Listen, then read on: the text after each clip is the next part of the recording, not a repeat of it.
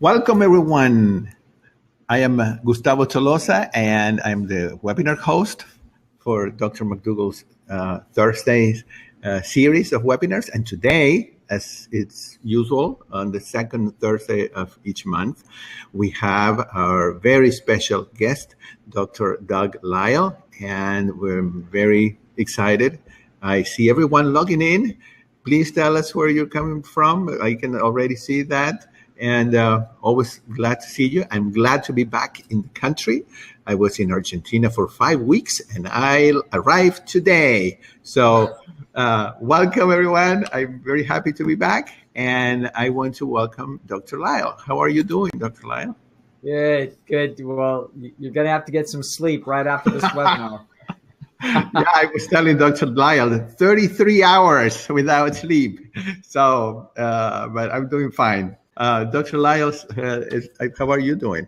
Good? Good. Yeah. All is well here. Now, next week, it's next week. There is the 10-day immersion program, right, for the McDougall. I think we start at the end of next week. Yeah. Next Friday. Yeah, not this Friday, but the following. Okay. And of course, you always give several lectures. Very good. Well, I look forward to seeing you then. This time I can actually make it. So today we have some questions that people have turned in. Would you like to just jump in? Sure. Okay. And everyone, please feel free. I try to give a little bit of priority to people that have emailed the questions because, of course, they took the time to do it. And you can always do it by emailing it to webinar@drmcdougall.com. But please feel free to write questions in the chat box. And we'll do the best to cover as many as possible. So, Dr. Lisle, I'm going to put you here on the big screen. Right. And I will turn off my camera and I'll just read the questions as we go along. So here's the first one. Dr. Lisle, would you say that it is best to keep your goals to yourself or to tell other people about them? On the one side, it seems that telling others about self-improvement goals may help to keep a person accountable. However, there seems to be evidence that the neurochemistry of the brain can give similar rewards to having actually achieved the goal, when in reality, we haven't yet. So when we discuss goals with others, we may be tricking our brain and impeding progress. What is your take on this issue? Well, somebody's looked into it probably a little deeper than I have, it sounds like. I actually think that in general, it's a good idea to keep them pretty private. And I think the most important issue is that the goals that we set in principle are not goals for outcomes. We set goals for process. So what I mean by this is that the goals we should be setting are what I call mini goals or miniature goals. They're the goals that we're actually going to do every day. So we don't set a goal of losing 50 pounds. We set a goal of eating 3 starch meals, a salad, and some fruit and getting some exercise. Okay, so that's what I call the starch targets. So we try to hit 80% of those, for example, in a week. So we have 6 goals a day, if that's how we want to set it, times 7 days a week. We've got 42 miniature goals. And the goal is to try to hit 80% in a week. Now, that's a goal that we are in complete control of. Now, you are not in control of whether or not you actually lose 50 pounds in the next year. That's outside of your control. But the goals we want to set are goals that are within your control. And that's how I look at this. And whether we share them with other people or not is not the important thing. The notion of sharing goals with other people to pressure ourselves into doing things, I think, is not a good idea. We may share goals with people that are close to us, that we show them, or we may explain to them kind of what it is that we're up to if they're obviously close to us. But the notion of trying to embarrass ourselves into self-discipline, I think, is not a good idea. I think you're better off instead setting little miniature goals, having a little check sheet or some kind of a grid where you watch your own progress at what you've achieved in terms of those goals rather than what we've achieved in terms of outcomes. So this is process versus outcome. And I think that's a very much a key towards essentially stoking the self-esteem mechanism, which is paying attention to not how much you achieve, but how diligently you act. And so you don't need to achieve great things, but you do need to have a reputation with yourself that you have built over doing a good, diligent job, a good, solid job. When you do that, your internal audience basically will pat you on the back and encourage you and give you a good self-esteem wind at your back. And that is more what we're after than trying to chase an outcome. Dr. Lisle, there is a question here. Someone asking, I don't know who Robert Wright is, but Dr. Lisle, any comments on Robert Wright's new book? Yeah, Robert Wright has written a new book. I think it's about mindfulness, meditation, the utility of that practice with respect to human happiness. Robert Wright is a very intelligent guy, very thoughtful, really deep thinker. This is not an area that I know a lot about. I think it's easy enough to, apparently this has been a very good thing for Mr. Wright himself. And many people that practice daily meditation or do meditation often will report a lot of benefits for themselves. This, I think, sometimes leads to an egocentric bias that this would be a great thing for everybody. I have an intuition about this after talking with many people about this, and that is that I think that people that are extremely conscientious and maybe very obsessive about doing things very perfectly and essentially take on a lot of pressure from the world and its demands, those people may benefit more than some of the rest of us.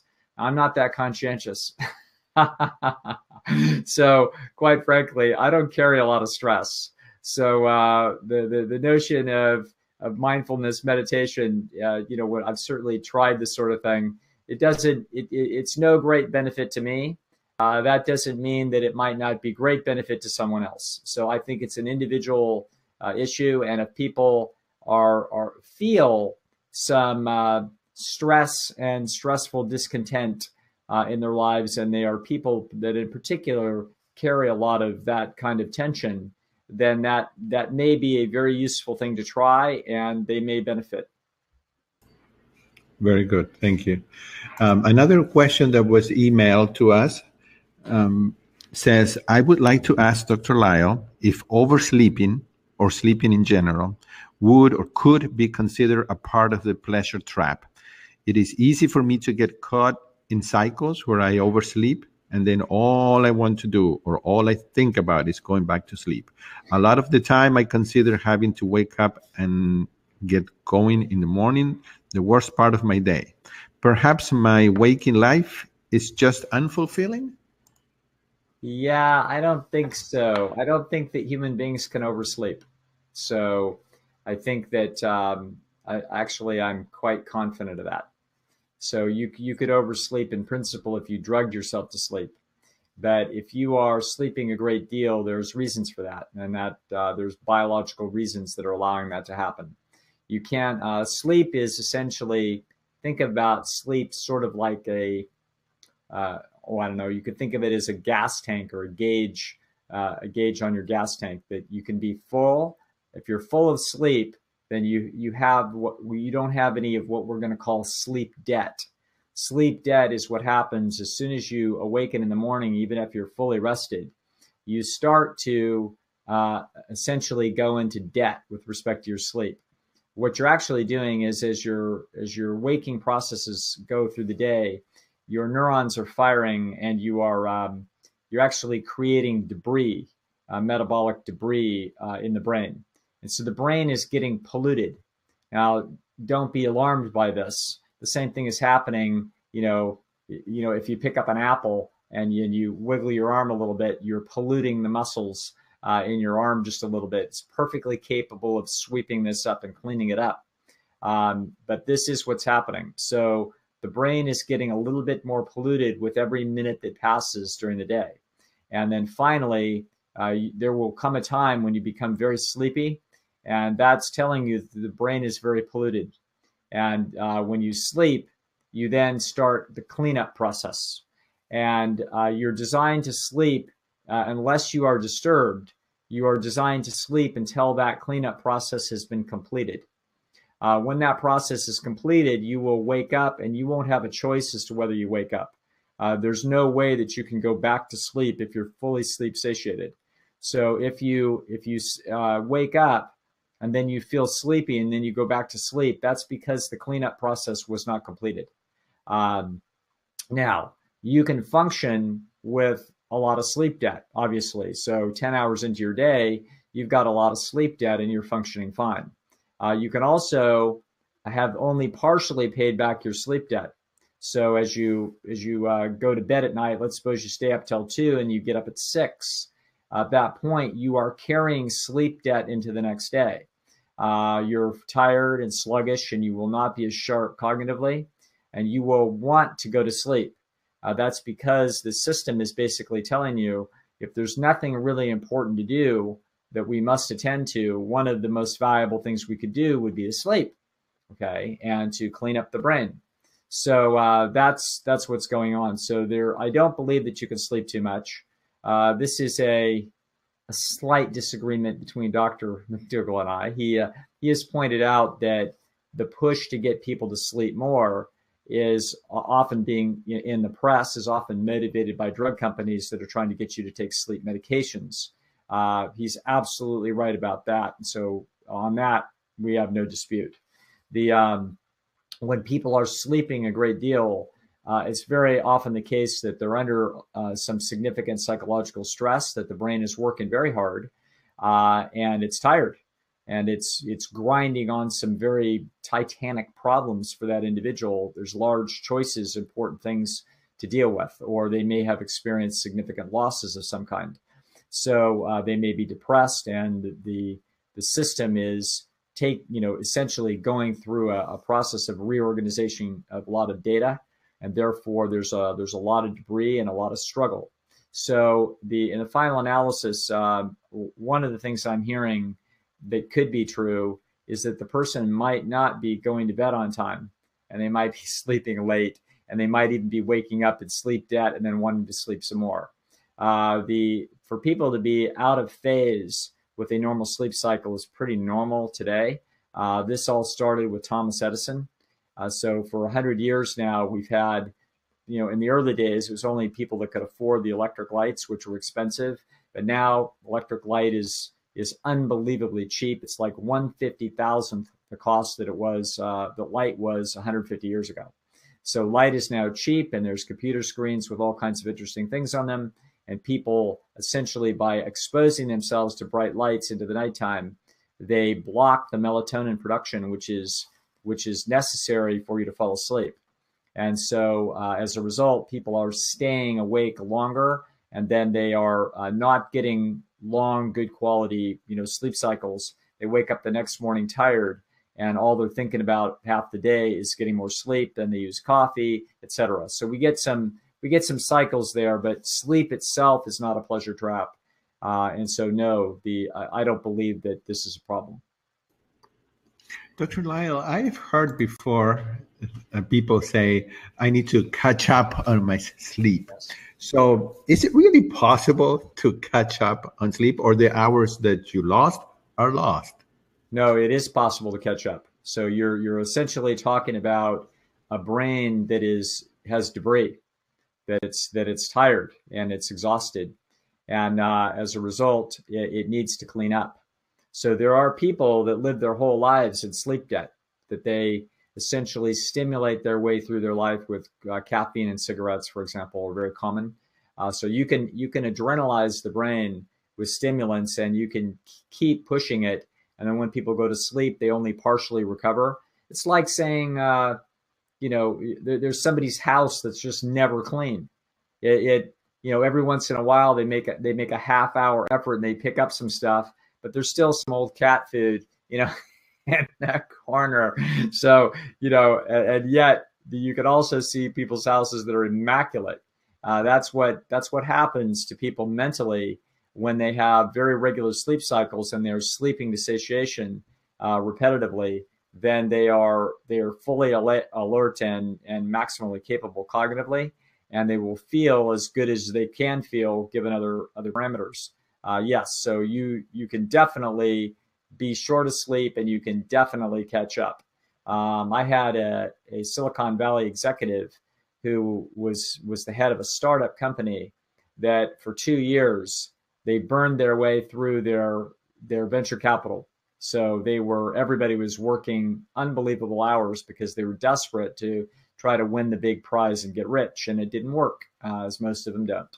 So he worked, extraordinary hours. Everybody was pushing hard as if they were in warfare. And then finally, it was about sometime in December. This was probably about the year 2002. The whole thing went bust, and they had to close it up. And he was, number one, depressed, and number two, exhausted. And I told him, just keep sleeping, walking, eating decent sleep, take a little exercise, not much, etc. He did this, and he continued to be fatigued and not in very good shape until April. And one day he called me up and he said, I'm done. I'm caught up.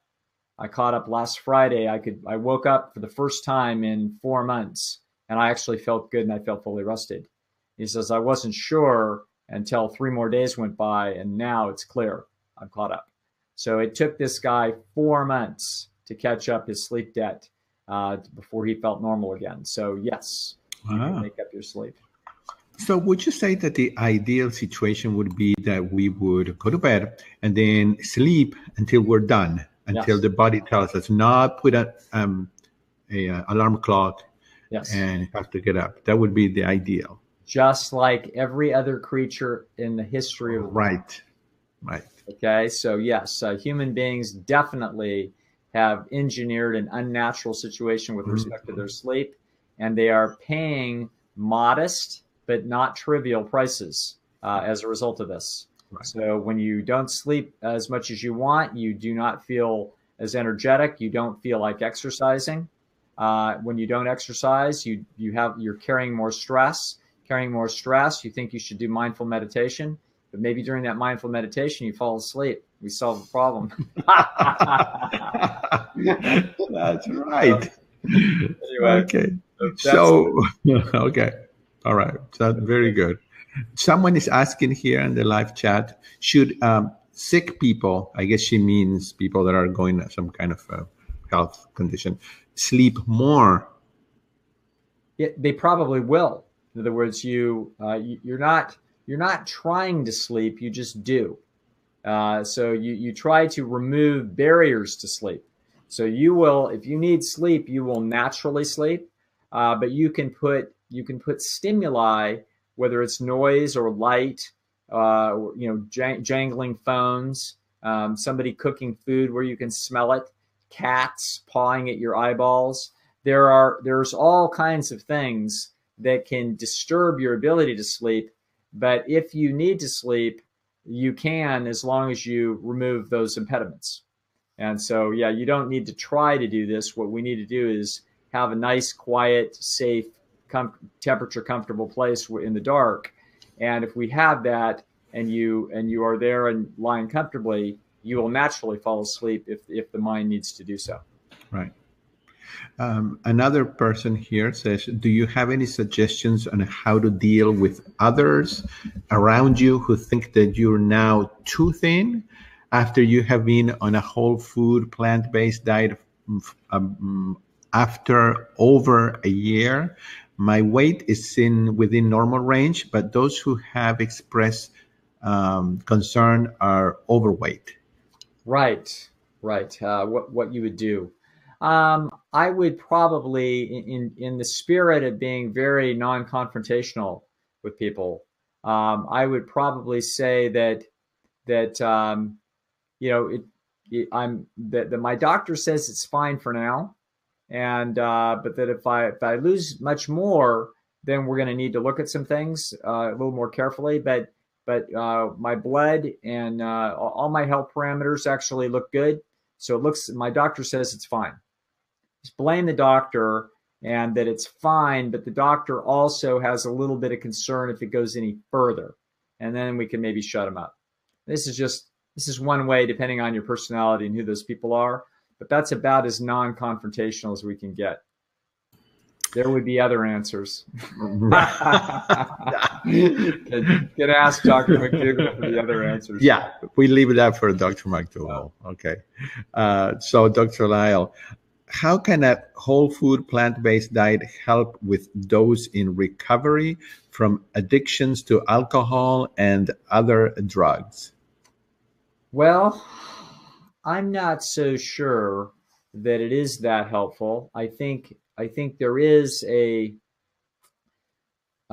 addiction has its own set of problems, and the whole foods plant-based diet I don't think is directly related to it, other than that possibly just reducing the hyperstimulation of the whole system.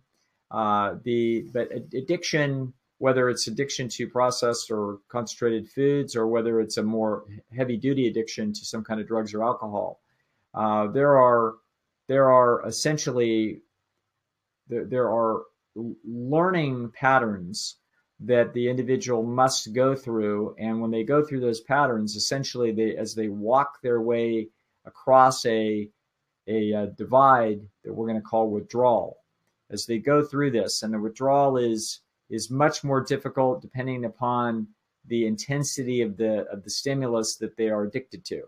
So if they're addicted to opiates, it's going to be a much harder walk. If it's cigarettes, it's much easier, but it is still problematic. If it's milk duds, it's still not trivial, but it's obviously nothing in the same class with dealing with, say, an opiate or cocaine or anything like that, or alcohol. So it depends upon the intensity of what we're talking about, of what the addiction process is. But the person must actually grit their teeth and be willing to go through several days of where the body is going to fight them. Essentially, what's happening is that when you pull a intense reward out of the individual or the animal's environment, when you stop rewarding the animal when it's expecting to be rewarded, and that reward, if it's a hyper reward like cocaine, methamphetamine, alcohol, even for some people, cigarettes, heroin, oxycodone, etc. Anything that is a hyper reward, then the system fights you, because the system is adapted to it and it expects to get it. And in nature, when an animal is adapted to getting a reward, if they don't get it, they are designed by nature to fight for it. They're designed by nature to put out a lot of energy to reclaim it. So this is the process early in recovery that is so difficult. That's why day number 1 is extremely hard. Day number 2 is very hard. Day number 3 is very hard. Day number 4 is very hard. For many things, day number 5 is now suddenly not as hard. Okay, and now day 6 is easier.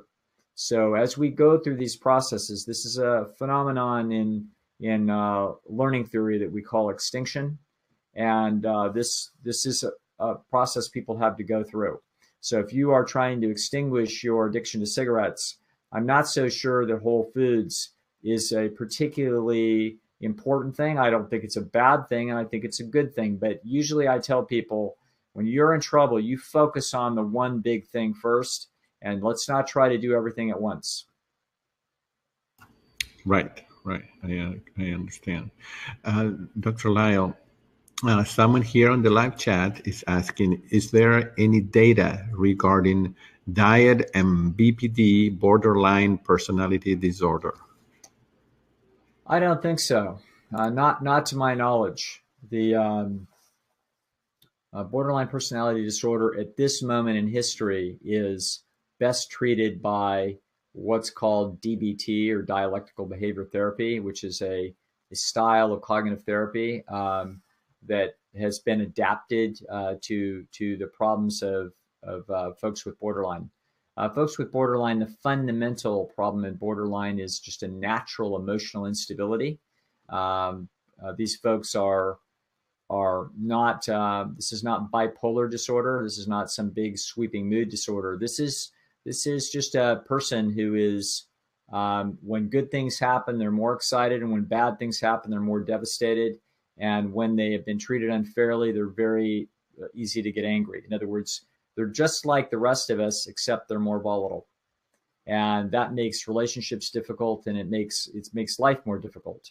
And so the treatment, at this point, the most scientifically accepted treatment is a form of cognitive therapy that tries to mute or teach the person how to mute down some of these extreme reactions. Whether or not I believe actually that healthy diet and lifestyle has been shown to be helpful with respect to bipolar disorder, which is not dissimilar in some of its characteristics. In other words, bipolar disorder, where people can become very excitable and manic, and then they can become very depressed. This is a genetically mediated dysfunction of mood regulation. It appears that it's a very useful thing for people to have regular sleep cycles, healthy food, and exercise. These appear to be a very useful way of helping manage this. I believe the same would definitely be true of borderline folks if we could get them to adhere to such a program. The truth is that it's very difficult to get very stable people to adhere to such a program.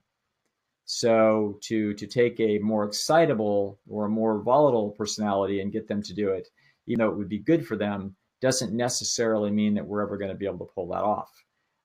It does speak to the issue that if we had more natural circumstances where people had to get to sleep because there weren't any electric lights, they had to exercise regularly because they had to go get their food, and the only food that they eat was whole natural food, and they were a member of a village that they, where people were around them that had a deep shared fate, a deep sense of shared fate.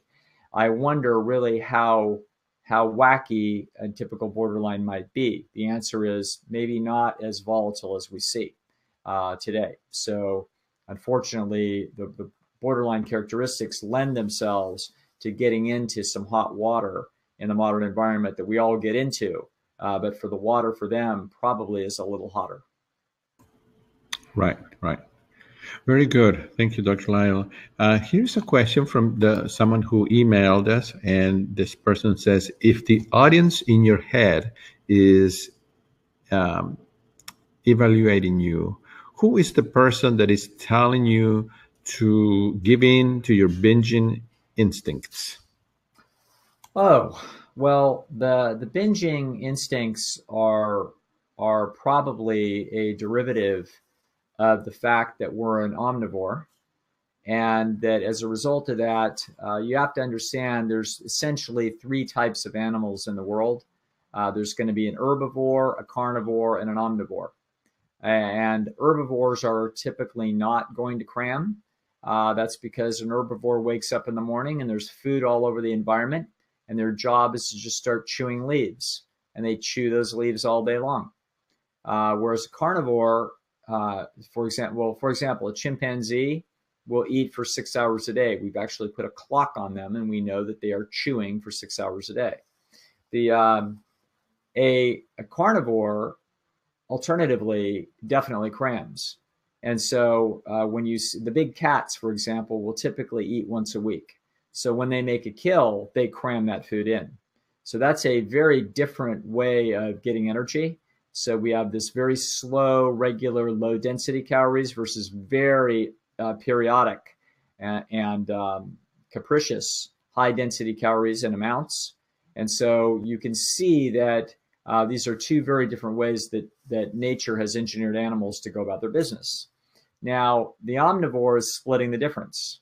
So an omnivore is doing both. And so we would expect to find essentially cramming motivation sitting inside of an omnivore, that when opportunity would present itself with high density calories, we would expect that there would be an instinct that would be activated that would encourage this behavior. So I believe that this is going to be true of humans. So I think that humans being an omnivore, I don't think there's any doubt about that. I think that we are optimally vegans, probably, or pretty close to vegans. But that doesn't mean that in our natural history, that was the best solution to the problem of survival. The problem of survival is not the same problem as the problem of maximum longevity and maximum health in that longevity. So our ancestors really weren't concerned about what we were going to be like at 82. They were concerned about making it to 22.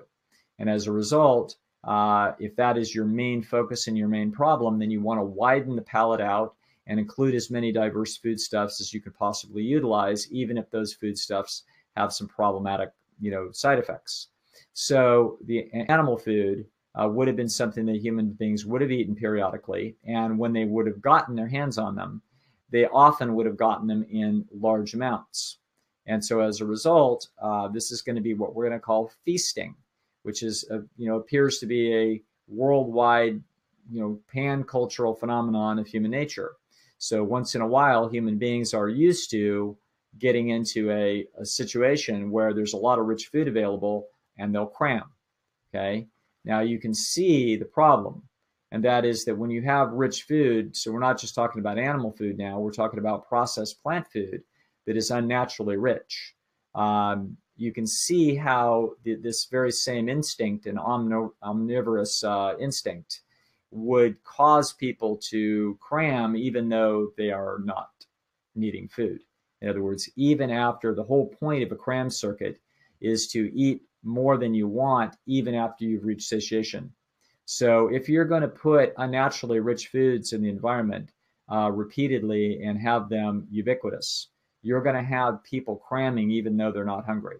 So that's not a person in our head doing that. That's an ancient survival instinct that is speaking to you, and it's basically saying one of the smartest things we could do right now, even though we are completely full and satisfied with healthy, reasonable food, one of the smartest things we could do to increase our likelihood of survival is let's just go cram in a couple of peanut butter sandwiches.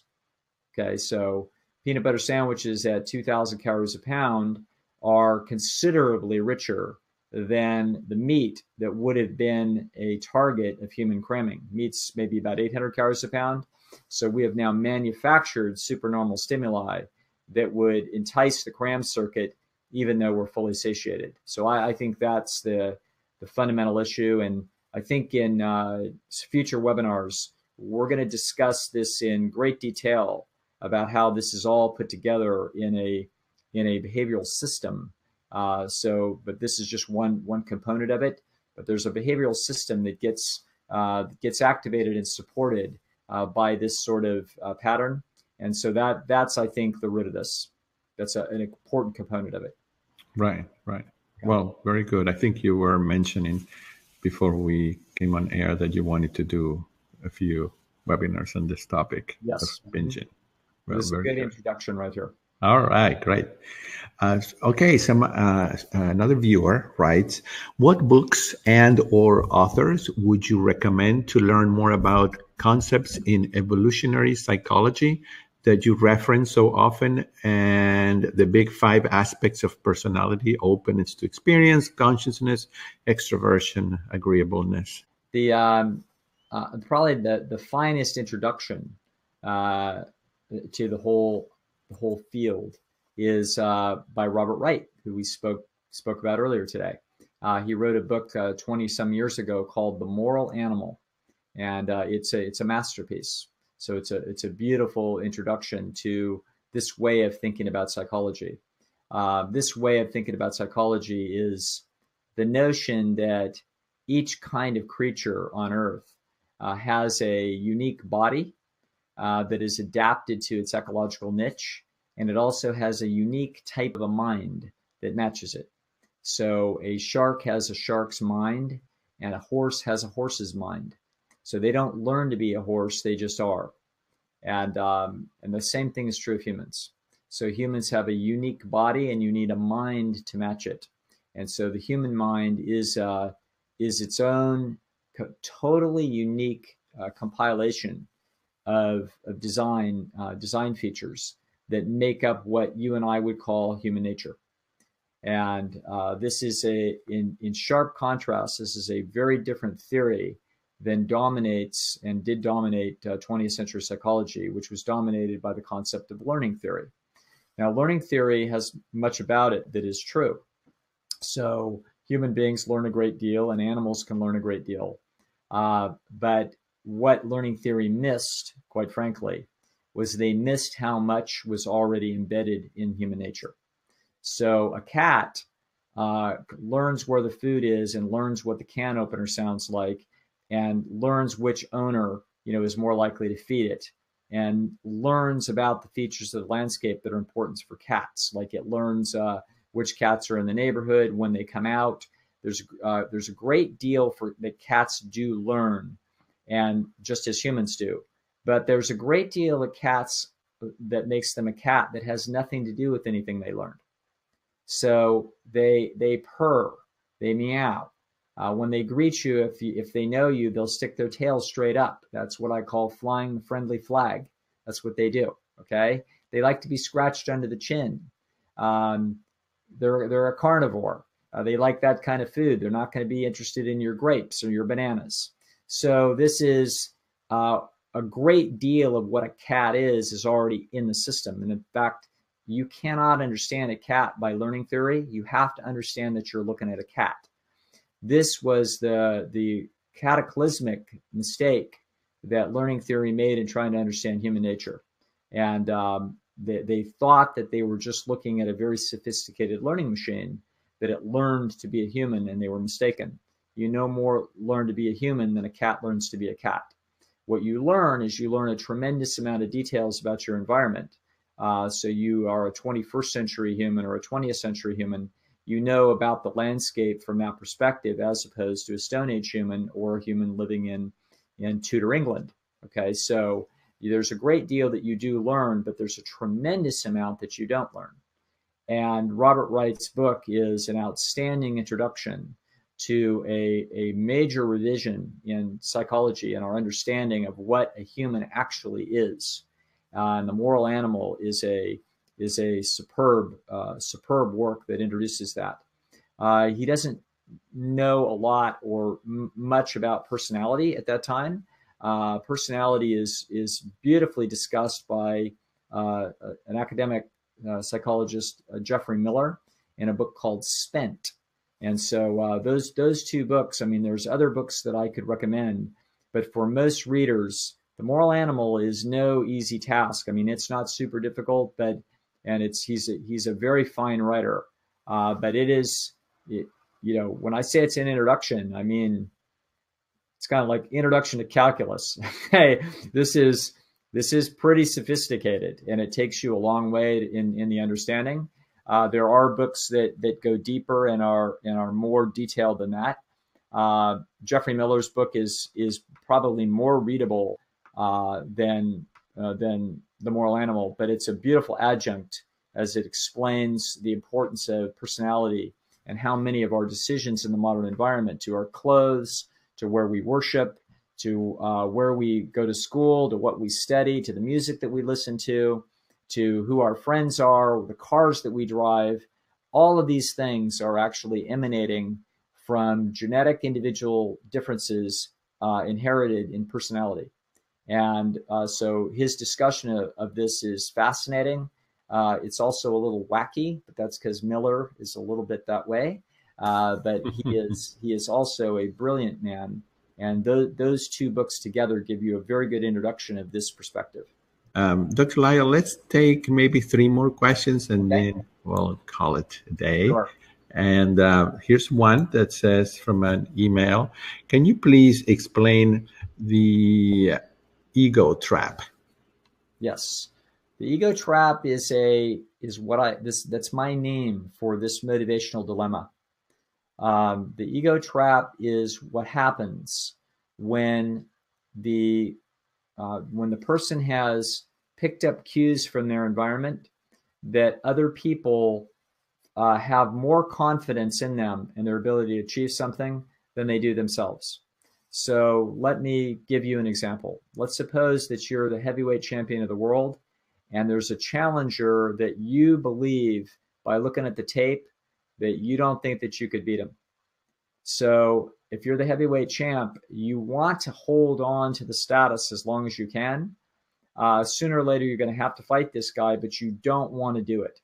So the ego trap is when you stand to lose more status than you have to gain. If the whole world thinks that you're going to beat this guy, but you think you're not going to beat this guy, then it is advantageous of you to procrastinate. Okay? The same thing is true if you are a very bright young person and your parents say that you're brilliant and that you ought to be getting straight A's, but you are not sure that you can get straight A's. And maybe you cheated on a couple little tests to get straight A's last time and you're not going to do it again. Or you got lucky, or a friend helped you, or some teacher gave you a break that you didn't tell anybody about just because they knew how important it was to you and you were a real good kid.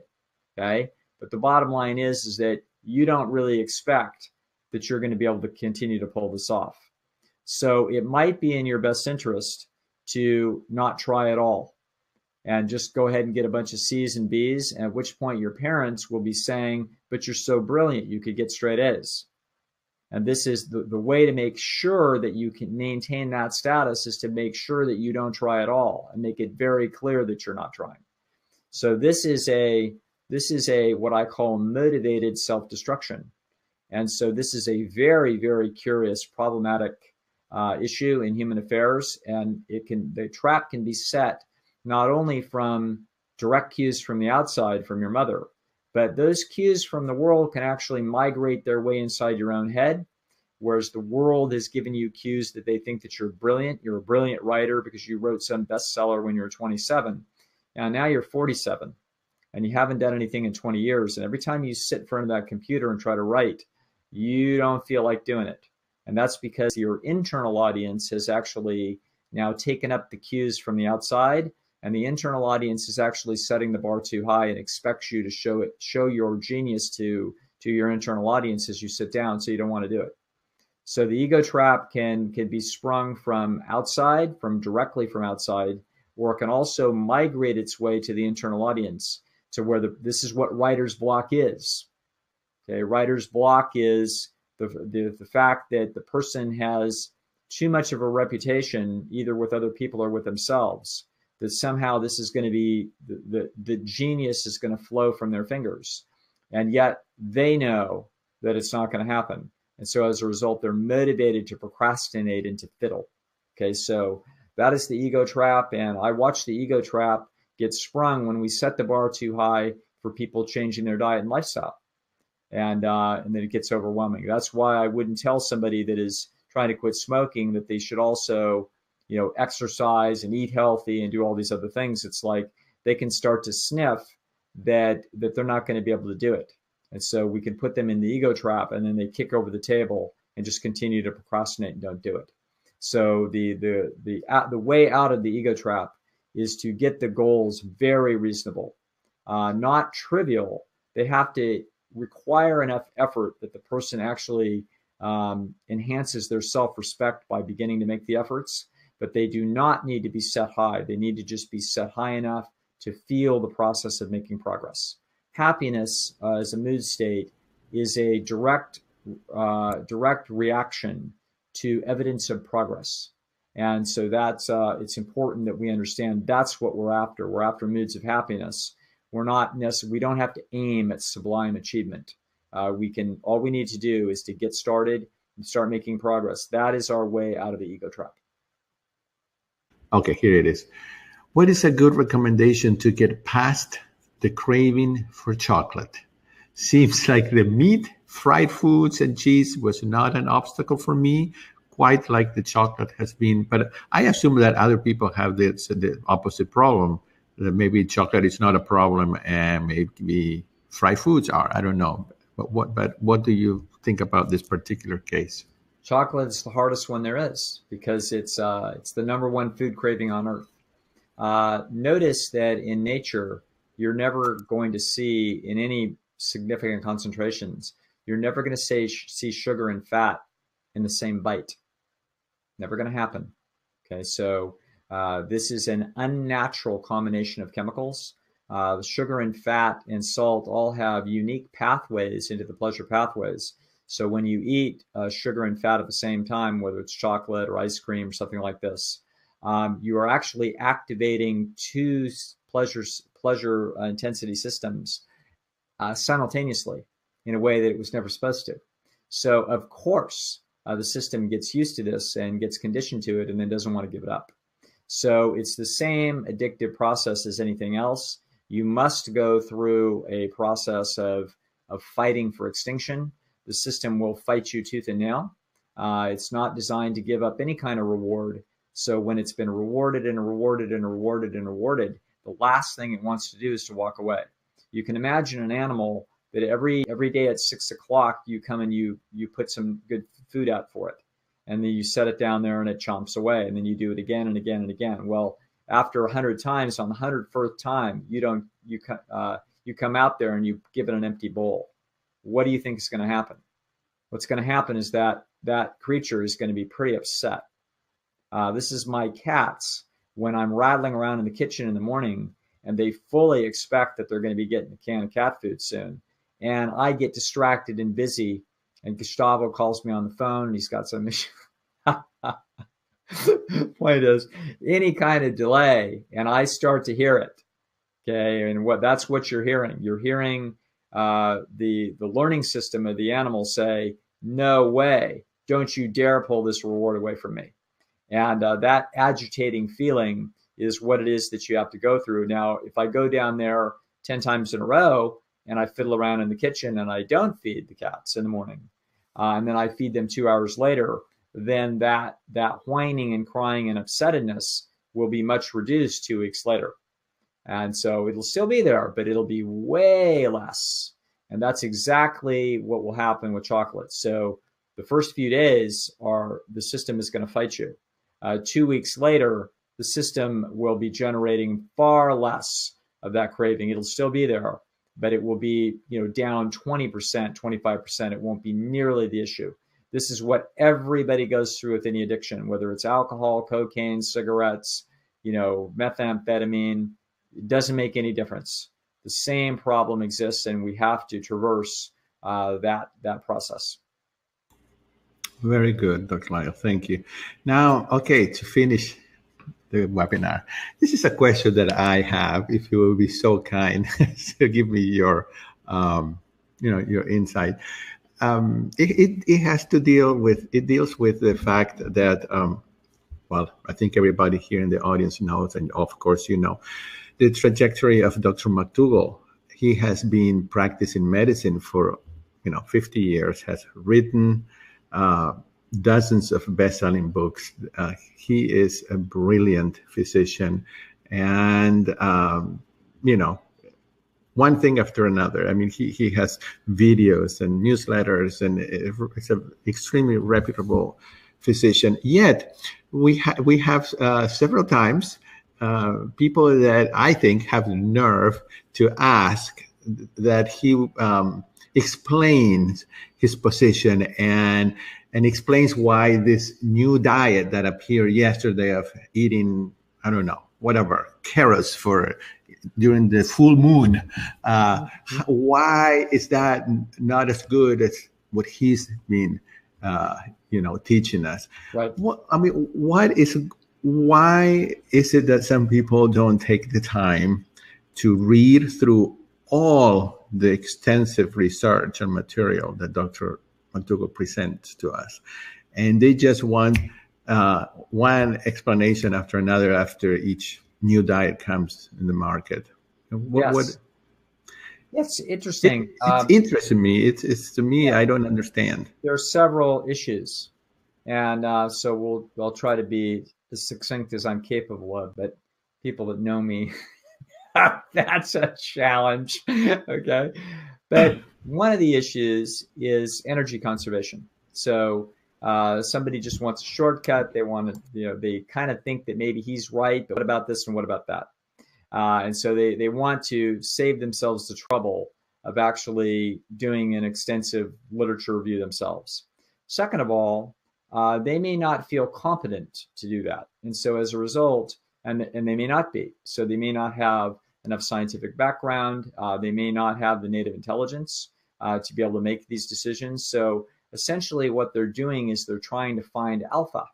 So they're trying to find the leader that can guide them, as opposed to use their own rational faculty and look at the evidence for themselves. So this is what I call a no independent method. So they may not have an independent method of figuring this out very well. And so in fact, all they're going to do is they're going to look to their friends to figure this out. So or they're going to look to other people, see what other people have to say about this. So, and they're going to listen, and they're going to see what the group thinks. Now, this isn't stupidity. This is just partly human instinct and partly also people recognizing possibly their own limitations, as well as possible laziness. It's also part of individual differences in personality that can be involved in two things. Number one, hyper-conscientiousness, which leads to a lot of anxiety and focusing on a lot of tiny details and worrying about making sure everything integrates perfectly. But also the possibility of high openness to experience that leads people to continue to consider things that might be absurd. So so there's many factors that can go into people chasing their tails. And of course, if you're Dr. McDougall, it can get pretty frustrating. If you're any of these giants, it can get frustrating. Dr. McDougall has a reasonable amount of patience. Yes. Colin Campbell has an unreasonable amount of patience. So Colin Campbell can be unbelievably accommodating to that kind of questioning. So much so that I feel like screaming at him, Colin, just do what John does and just take a bite out of their neck and have it done with. Okay, so but the truth is that, like I said, there's quite a few reasons why anxious or open or not very intellectually self-confident people might be in a position where they are worrying and fussing, and they also might not like the message, that they might want to be looking for a shortcut. Somebody's got a surprise trick that's going to be the answer. And so there are a whole host of reasons that go into this sort of fiasco. And, that's why I don't recommend 50 books. There's a few. So I recommend The Starch Solution. I recommend the China Study and Whole. There's just a handful of books that even though there are quite a few good books now, there's just some real standards. It's like the great music of the world. There's a few that, they just stand out. And so I just send people to those. And if that doesn't satisfy them, then they either didn't read too carefully, they're too open for their own good, and they're going to chase their tail anyway. And or they don't have the intellectual horsepower to integrate this, and they are forced in their own anxiety to just keep asking questions and trying to find alpha. And they'll never find it because there isn't a world acknowledged alpha in this field. You've got to, at some point, use your own rational capability, read what these tremendous researchers and doctors have accomplished in our little corner of the world, and realize that their evidence and their thinking is well integrated, and we actually do know the right thing to do. Right. Well, thank you so much. I really appreciate that. Dr. Lisle, we will see you next month on the second. Very good. Thursday. And again, I appreciate your giving us your time. It's my great pleasure. Good to see everybody, and you get yourself some sleep, Gustavo. Yes, I'm gonna catch up with that sleep. And before we go, I want to mention, the next week's 10-day program is sold out, but there is a 3-day intensive version of that program that is coming up soon. It is listed on Dr. McDougall's website. I would highly recommend everybody does that. And also I wanted to mention, because I will be there, and I think you will be there too, in Las Vegas for Chef AJ's Ultimate Weight Loss event, and I think Dr. Goldhammer and many others. So if anybody is interested in attending, that I think Chef AJ is offering a $100 discount for that conference. Yeah, we're going to have a grand time there. That's going to be really good. It is. So join us. I think the code is Vegas 100, and can join us. And I will be there because I will be broadcasting it live as well for those who can't go there in person. Terrific. Very good. Very good. This has been a great time together, and we will see all of you next week back with Dr. McDougall, and we'll see you soon, Dr. Lisle. Very good, folks. See you. Okay. Everybody. Thank you for joining us. Bye-bye.